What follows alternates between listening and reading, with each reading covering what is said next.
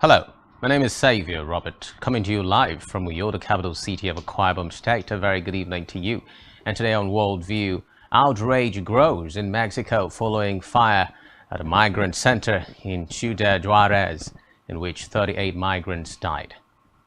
Israeli Prime Minister Benjamin Netanyahu reacts to comments by U.S. President Joe Biden, who urged him to walk away from controversial judicial reform plans.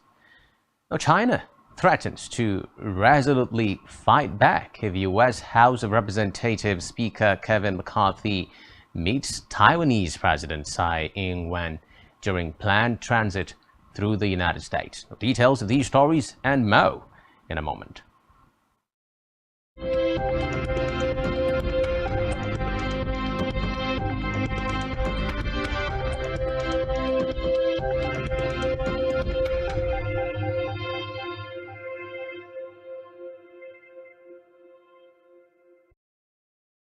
First on Worldview today, outrage is growing in Mexico following a fire at a migrant center in Ciudad Juarez in which 38 migrants died. Unverified footage has emerged which appears to show the moment the fire started at the center run by Mexico's National Migration Institute INE. In it, uniformed officials seem to walk away as the blaze erupts in a corner, leaving a group of men behind in what appears to be a locked cell. The men unsuccessfully try to open the barred door as smoke quickly spreads. The 32-second clip appears to come from a security camera inside the facility, which is located just south of the border crossing at the Stanton-Ladrone Bridge, which links Ciudad Juarez with the city of El Paso in Texas. Mexico's Interior Minister did not deny the video's provenance, which, when asked about the footage by a Mexican journalist, the minister, Adán Augusto López, said the government had access to the video shortly after the fire, but he did not comment about it any further. The footage has been widely shared on Twitter and published by a number of Mexican newspapers, with many people expressing their shock at what they said was a failure by the uniformed staff to act. They point to the moment at which one of the men in uniform seems to ignore a man behind the barred door who appears to try to open it and fails as the flames spread.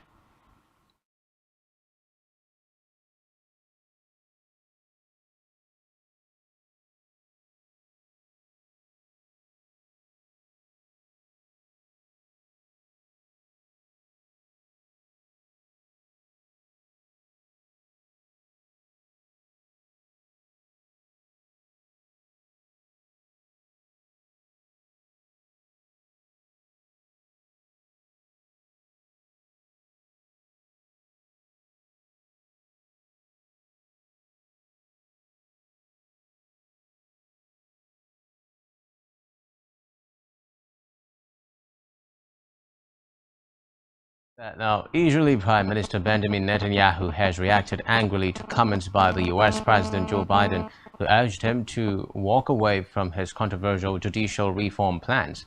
Netanyahu later tweeted after Biden told reporters they cannot continue down this road, that Israel would make its own decisions, not based on pressures from abroad. It comes after protests this week brought Israel to a standstill, forcing him to pause the proposals. The protests have intensified since Netanyahu returned to power at the end of last year, leading the most right-wing nationalist government in Israel's history and promising to curb the powers of the judiciary. His plans would give the government full control over the committee which appoints judges and would ultimately strip the Supreme Court of crucial powers to strike down legislation that it saw as effectively unconstitutional. Netanyahu says they would stop the courts overreaching their powers and that they were voted for by the public at the last election.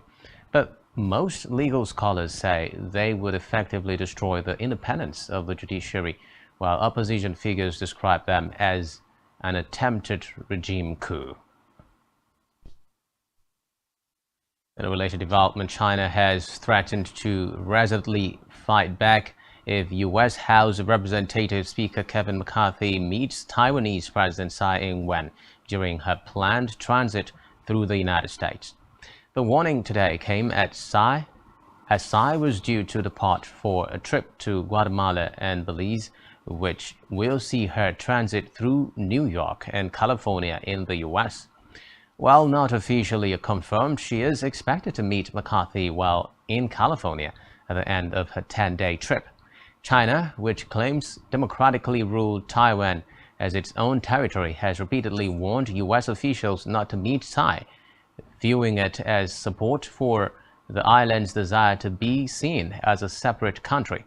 Beijing staged war games around Taiwan last August when then U.S. House Speaker Nancy Pelosi visited Taipei.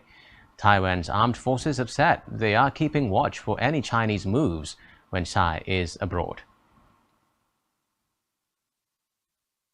Still in the U.S. now, police say the shooter who killed 6 people at a school in Nashville, Tennessee on Monday bought 7 guns legally and hid them at home.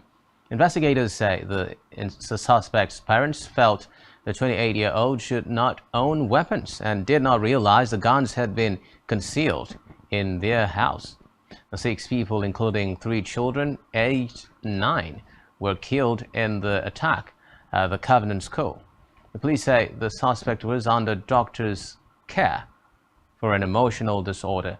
They believe it was the school that was targeted rather than any particular individual, but have not indicated any motive. Now, Tennessee has no laws that allow police to seize guns from violent suspects despite the absence of such so-called red flag laws.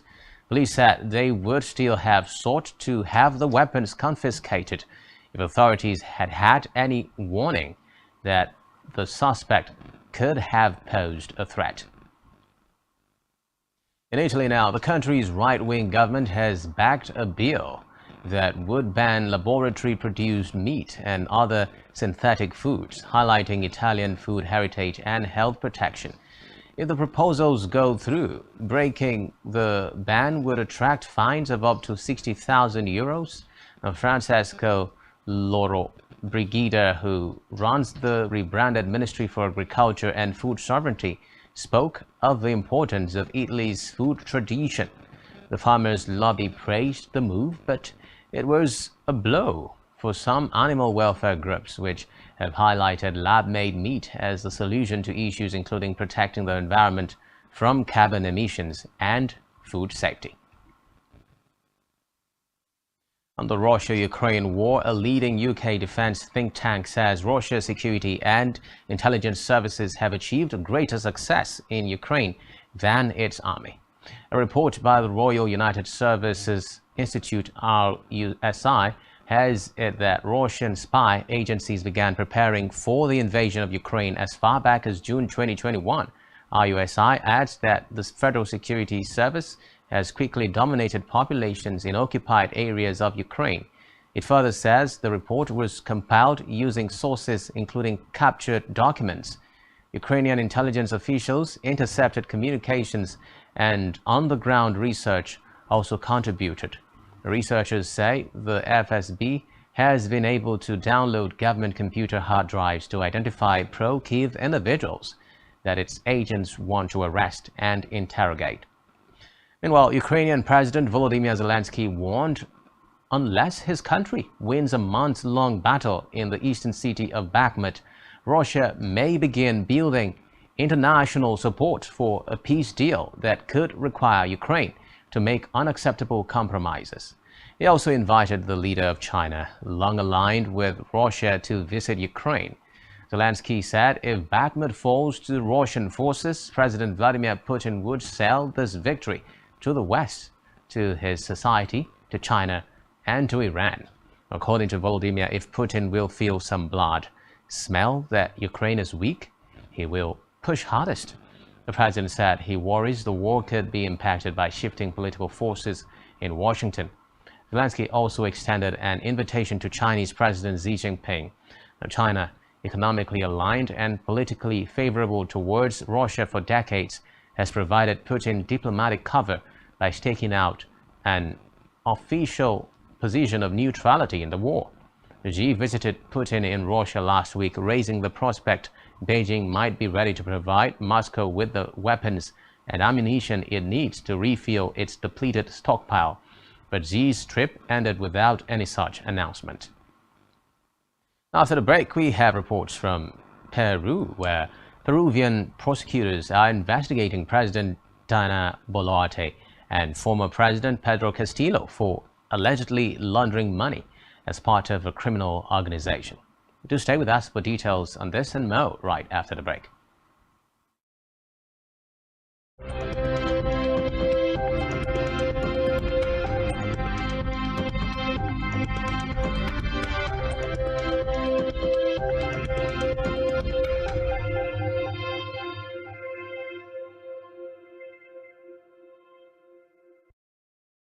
Many thanks for staying tuned. Now, lawmakers in Lesotho are to discuss whether the country should seek to reclaim large swathes of land from powerful neighbor South Africa.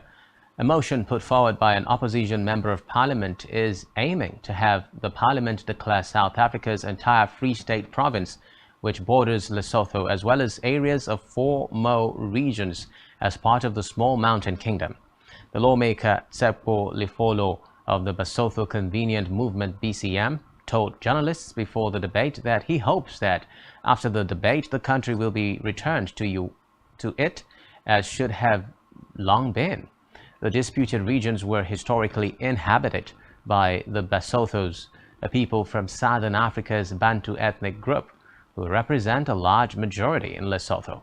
The motion is based on a 1962 United Nations resolution that recognized the right to self-determination and independence for the people of Basutoland, as Lesotho was then called. Away from that, in Sri Lanka, government has announced cuts in fuel prices, providing relief for many after a year of shortages and skyrocketing prices amid the country's worst economic crisis. Minister of Power and Energy Kanchana Wijesekera today told reporters that different categories of petrol and diesel will be sold at prices from 8% to 26% lower starting from midnight. He said the price reduction is in line with an agreement with the International Monetary Fund, which includes adjusting fuel subsidies and prices based on production costs and global oil prices. Sri Lanka earlier this month secured approval of a $2.9 billion IMF bailout program, a key step in its recovery from a crisis brought on by the pandemic and other troubles. A separate development, Peruvian prosecutors are investigating President Dina Boluarte and former President Pedro Castillo for allegedly laundering money as part of a criminal organization. The probe into the alleged crimes by Boluarte and Castillo is part of a continuing investigation into alleged campaign finance crimes committed during Peru's 2021 presidential race. The announcement by the Attorney General's office on Tuesday comes after a former advisor to Castillo told local media that he had financed part of Castillo's presidential campaign in 2021, as well as trips for Boluarte when she was running to be Castillo's vice president. Over the weekend, Boluarte denied receiving illegal campaign contributions and said corruption accusations were a political maneuver seeking to undermine her government. Castillo was removed from office in December after attempting to dissolve Congress before an impeachment vote. Boluarte ascended to the presidency in the wake of his removal and arrest. Peru has been embroiled in a political crisis since then. Boluarte took over as president but has faced calls to resign by protesters also demanding new elections. Boluarte is also currently under investigation for her alleged role in the deaths of protesters killed in clashes with security forces in the months after she took office. The separate development, a Palestinian prisoners' rights group is calling on Israeli authorities to release Walid Darker from prison, saying that his health is deteriorating. Darker is a Palestinian writer and activist who has been imprisoned by Israel since 1986 for killing an Israeli soldier. He was diagnosed last year with myelofibrosis, a rare form of bone marrow cancer that disrupts the body's normal production of blood cells. Adamir, a rights group that supports Palestinian prisoners, said the 61-year-old is in dire need of urgent medical attention. The group accused Israeli authorities of denying the car the treatment he was prescribed and called for his immediate release. If left untreated, myelofibrosis causes extensive scarring in the bone marrow, leading to severe anemia that can cause weakness and fatigue. In February, Dhaka suffered a stroke that was caused by a blood clot. According to the rights group, Dhaka is one of the most prominent and long-time Palestinian prisoners in Israeli custody. While in prison, he has written several books, including a children's one. Away from that, now French authorities have searched the Paris offices of 5 banks, including Société Générale, BNP Paribas, and HSBC, on suspicion of fiscal fraud, part of a broad European probe into the dodging of dividend tax payments. The French prosecutors' actions on Tuesday are the latest to hit global banks over the dividend tax fraud scheme, as similar investigations have been conducted in Germany and other European countries. The National Financial Prosecutor's Office, PNF, said in a statement the probe was linked to so-called CumEx, the dividend stripping, a trading scheme whereby banks and investors swiftly trade shares of companies around their dividend payout day. The practice aims to blur stock ownership and allow multiple parties to illegally claim tax rebates on dividends. Now, rumors are circulating in India about the whereabouts of a controversial self-styled Sikh preacher more than 10 days after he went on the run. A massive operation is underway to find AMRITPAL SINGH, who is wanted in many cases, including attempted murder. His calls for an independent Sikh homeland have riled the authorities. Reports say he has been seen in at least 4 Indian cities, including the capital Delhi, since eluding arrest in Punjab state on 18th March. Nepal put him on a surveillance list this week at India's request. On Tuesday night, Punjab police searched houses in a village in Hoshiarpur district, triggering media speculation that he may still be in the state. Earlier in the day, the state government had told the Punjab and Haryana High Court that the police were close to catching Singh. The manhunt has dominated Indian headlines over the past fortnight as police swarm state borders, comb the streets, and score surveillance footage in search of the man whose radical views stoked fears of a renewed phase of violence in Punjab. Singh, who suddenly rose to national attention in February after his followers stormed a police station, says he supports Khalistan, or a separate Sikh homeland. His rapid rise revived memories of the violent insurgency in Punjab in the 1980s, in which thousands were killed. Meanwhile, India has welcomed the birth of four cheetah calves more than 70 years after the animals were declared officially extinct there. India's Environment Minister announced the news, calling it a momentous event. The country has been trying to reintroduce the big cats for decades, and last year brought 8 cheetahs over from Namibia as part of the plan. Another 12 cheetahs were brought to India from South Africa last month. The 4 cubs were born in Kuno National Park Wildlife Sanctuary to one of the females that came from Namibia last September. Announcing the news on Twitter, Environment Minister Bhupender Yadav said he was delighted. And finally, on World View today, the man who inspired the film Hotel Rwanda, Paul Rusesabagina, has boarded a plane in Qatar bound for Houston after being released from prison in Rwanda last week. A source familiar with the matter disclosed this. In September 2021, Rusesabagina, a permanent resident of the United States who has lived in exile in San Antonio, Texas for more than a decade, was sentenced to 25 years over his ties to a group opposed to Rwandan President Paul Kagame that has an armed wing. Now, the 68-year-old, a vocal critic of Kagame, says he was lured to Rwanda in 2019 when he boarded a private plane in Dubai. He believed was bound. The aircraft instead landed in Kigali, where he was arrested. He was released last Friday after Kagame commuted his sentence following months of negotiations between Washington and Kigali. He arrived in Doha on Monday. Now, Rusesabagina was feted around the world after being played by actor Don Cheadle in the 2004 film Hotel Rwanda, which portrayed him as a hero who risked his life to shelter hundreds of people as manager of a luxury hotel during the 1994 Rwandan genocide. Washington's historically close ties with Rwanda had been strained by Rusesabagina's detention and by U.S. allegations denied by Kigali that Rwanda has sent troops into the neighboring Democratic Republic of the Congo and supports rebels there.